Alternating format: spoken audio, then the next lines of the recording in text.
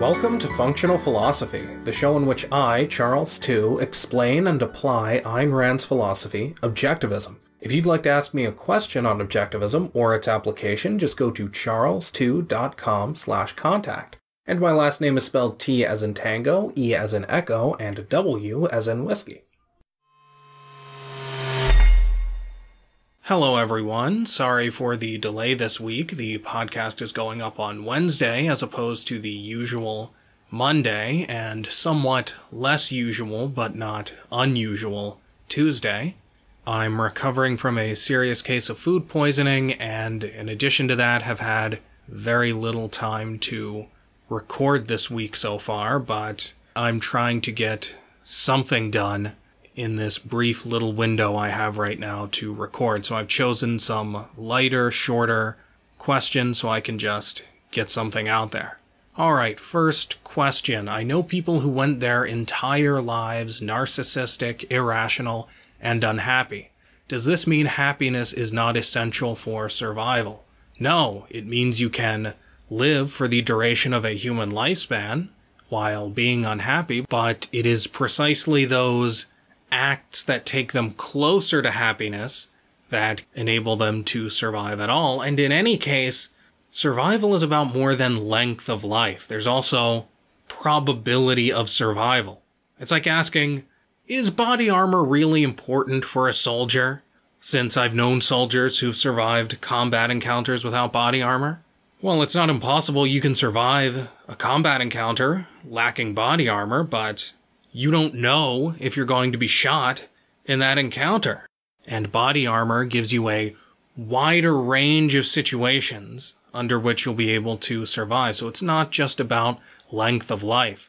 In fact, most of the things we do that are pro-life are not to extend our lifespans, but to make us safer so that we can actually live out our natural lifespans. Next question. The vast majority of Ayn Rand's books have an audio version, whether digital or on CD. However, why has there never been an audio version made for Introduction to Objectivist Epistemology? Well, don't ask me this. You should ask ARI. They have control over that material. But if I were to take a guess, it would be because ITOE is least appropriate for the medium of audio.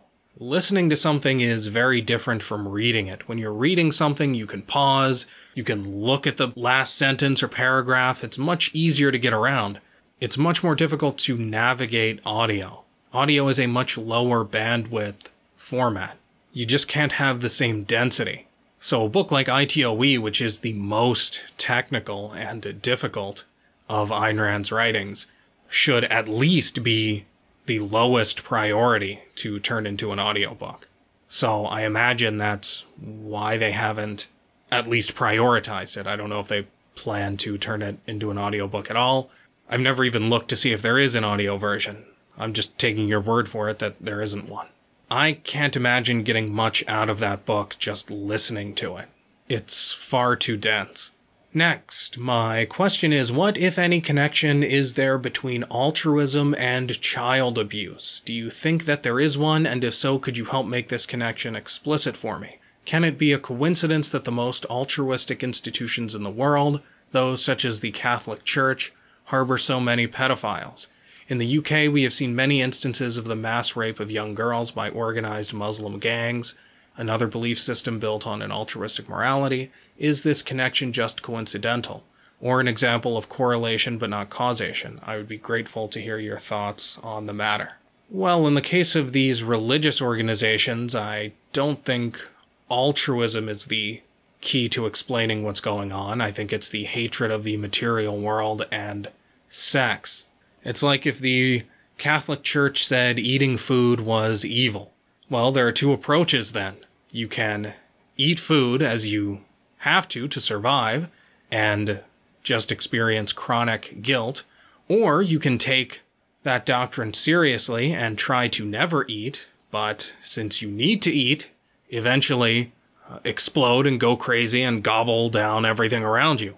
And I take that to be what's happening when these priests molest children, or when these Muslims rape people. But as for the connection between altruism and child abuse, well, being altruistic and inculcating that in your children is itself a form of abuse. But if you mean abuse in the traditional sense of locking your kid in a closet, putting out cigarettes on his arm, real physical abuse, I just don't know enough people like that. I don't have the empirical knowledge of people who engage in that kind of monstrous behavior to be able to draw any connections.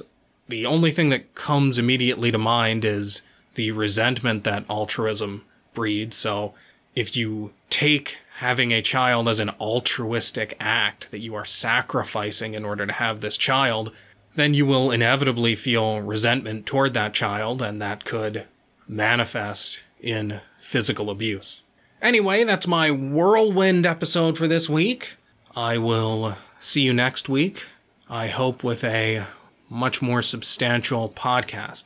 In fact, the next 3 questions that I was originally going to answer were very substantial, and I realized I could not possibly fit them in today, so I skipped to this next set of 3, which are happily all relatively light. Anyway, that's it for today. Have a nice few days until the next podcast goes up. If you'd like to keep up with everything I do, just go to charles2.com. If you'd like to enable me to do more, just go to patreon.com/charles2 and become a supporter. Thanks for listening.